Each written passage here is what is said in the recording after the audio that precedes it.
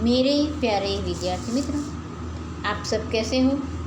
मेरी आशा और प्रार्थना है कि आप सभी अच्छे होंगे।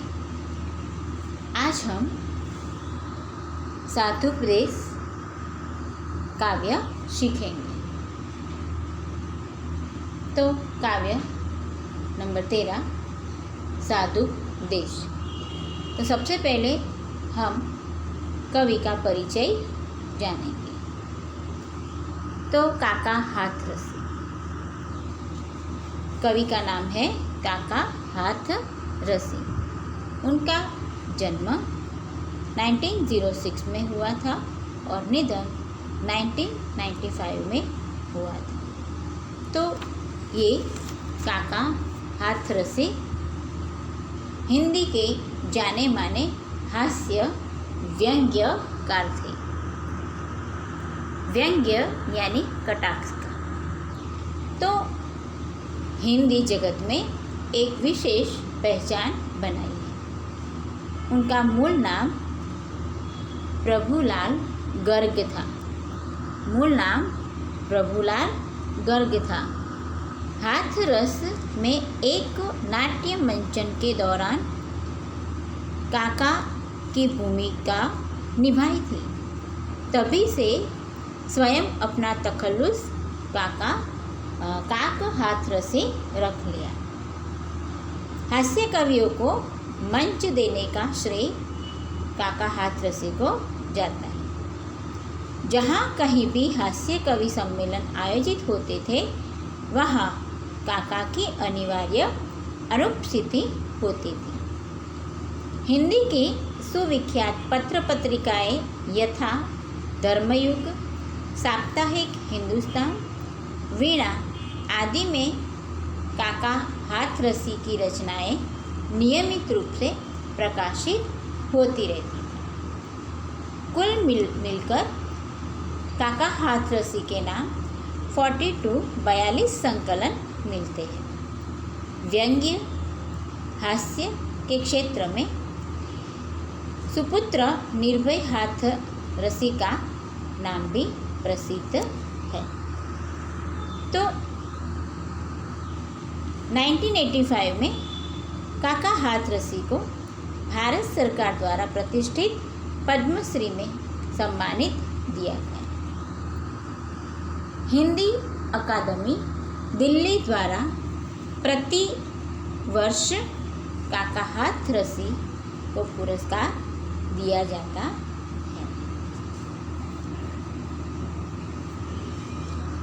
अब हम काव्य की ओर जाएंगे। तो प्रस्तुत रचना में डोंगी धूर्त बाओं की लीला का चित्रण किया गया है। तो यहाँ बताया है कि आइए प्रिय भक्तगण, उपदेश कुछ सुन लीजिए। पढ़ चुके हैं बहुत पोथी, आज कुछ गुण लीजिए। हाथ में हो गौमुखी, माला सदा हिलती रहे। नम्र ऊपर से बने, भीतर छुरी चलती रहे। तो भक्तगण यानी भक्त लोग, उपदेश हित की बात, दूसरा अर्थ में हम सीख कहते हैं। पोथी शब्द, पोथी का अर्थ है ग्रंथ, पुस्तक।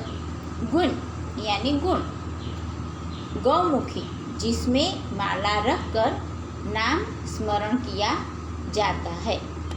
जिसमें माला रखकर नाम स्मरण किया जाता है। यहाँ मैंने आपको बताया है। माला यानी गोलाकर पिरोई हुई तुलसी के मन के। नम्र यानी विनम्र। नम्र यानी विनम्र। छुरी चलती यानी छुरी चलना यानी कपट करना। छुरी चलना यानी कपट करना। तो मित्र, अब हम समझौते की ओर जाएंगे। तो काव्य में कहा गया है, ढोंगी साधु अपने भक्तों को उपदेश देते हुए कहते हैं कि आप लोगों ने यूँ तो अनेक ग्रंथ और अनेक पुस्तकें पढ़ी होगी, आज आप मेरे भी कुछ गुण ले लीजिए। आप अपने हाथ में हमेशा माला लेकर गौमुखी में उसे फिराते रहिए, ताकि लोगों को यह लगे कि आप ईश्वर के नाम का जाप करते रहते हैं। इसके अलावा ऊपर से आप ऐसा दिखावा करते रहिए कि आप बहुत विनम्र हैं, लेकिन अंदर से आप छल कपट करने से मत चूकिए। देखो, ये व्यंग्य काव्य रचना है। तो कवि ने इस कविता के माध्यम से आजकल के उन ढोंगी और अज्ञानी साधुओं की लीलाओं का चित्रण किया है। आगे मित्र हम देखें, नगर से बाहर बगीचे में, नगर से बाहर बगीचे में बना ले झोंपड़ी, दीप जैसी देह चमके, सीप जैसी खोपड़ी, तर्क करने के लिए आ जाए कोई सामने, खुल न जाए पोल इस भय से लगे मत कांपने। जीव क्या है, ब्रह्म क्या। अब हम इनका जो अपरिचित शब्द है, ये दूसरा स्टैंजा का हम देखेंगे। तो नगर यानी शहर, नगर यानी शहर, झोपड़ी यानी कुटिया, दीप यानी दैदीप्यमान। यहाँ मैंने आपको कुटिया बताई है और ये बगीचा का चित्र मैंने भी बताया है आपको। आगे कहते हैं सीप, सीप यानी सीपी, खोपड़ी यानी सिर, तर्क यानी दलील, तर्क यानी दलील, पोल यानी रहस्य, पोल यानी रहस्य, भय यानी डर, भय यानी डर। तो मित्र अब हम उनकी समझौते की ओर जाएंगे। दूसरा स्टैंजा, नगर से बाहर। ढोंग करने के लिए ऊपरी दिखावा करना ज़रूरी है, इसलिए साधु का सच्चा वेश बनाने के लिए कुछ चीज़ों का सहारा ले लीजिए। इसके लिए आप अपने शहर से दूर किसी बगीचे में एक झोपड़ी यानी कुटी बनाकर उसी में रहिए। सच्चा साधु दिखाई देने के लिए मुंडन करा लीजिए, मुंडन करा लीजिए, सीप जैसी खोपड़ी, मुंडन करा लीजिए, जिससे आपका सिर सीप की तरह चमकता रहेगा। शरीर का भी यानी चंदन आदि से श्रृंगार करते रहे, ताकि आपका शरीर चमकता हुआ दिखाई दे। यदि कोई व्यक्ति आपसे किसी विषय पर तर्क करे तो उससे डर कर भयभीत न हो। डरे नहीं कि आपकी पोल खुल जाएगी, बल्कि आप हिम्मत से काम लें और निडर बने रहें। हिम्मत से काम लो और निडर बने रहें। तो मित्र ये दूसरा पैराग्राफ में बताते हैं स्टैंजा में। तीसरा नंबर, तू कौन है मैं कौन हूँ, तू कौन है मैं कौन हूँ। स्लेट पर लिख दो महोदय, स्लेट पर लिख दो महोदय, आजकल मैं मौन हूँ। धर्म संकट शीघ्र ही इस युक्ति से कट जाएंगे, सामने से तार्किक विद्वान सब हट जाएंगे। तो यहाँ कहते हैं कि तू कौन है, तू कौन है मैं कौन हूँ। तो यहाँ सीधी सादी सिंपल भाषा है, हमें समझ में तुरंत आ जाता है। तो यहाँ बताते हैं कि यदि कोई व्यक्ति आपसे इस विषय पर तर्क करे यानी लॉजिक, दलील करे, तर्क करने लगे कि जीव जगत और माया क्या होती है, परमात्मा क्या है, आप कौन है, मैं कौन हूँ, तो आप बिल्कुल मत घबराइए, बिल्कुल मत घबराइए। कहते हैं आजकल मैं मौन हूँ, यानी कुछ मत बोलिए, केवल एक स्लेट पर यह लिखकर उसे दिखा दीजिए कि आजकल आपका मौन व्रत चल रहा है। युक्ति बता रहे हैं, दिखा दीजिए स्लेट पर लिखकर कि आजकल आपका मौन व्रत चल रहा है, इसलिए आप तर्क वितर्क नहीं कर सकते। इस उपाय से आप एकदम मुक्त हो जाएंगे। तर्क करने वाले अपने आप वहाँ से चले जाएंगे। कविता में लिखा है सब हट जाएंगे। आगे, किए जा निष्काम सेवा, सब फलेच्छा छोड़कर, याद फल की जब सताए, खा पपीता तोड़कर, स्वर्ग का झगड़ा गया, भय भी नरक का छोड़ दे, पाप गट भर जाए तो काशी पहुंचकर फोड़ दे,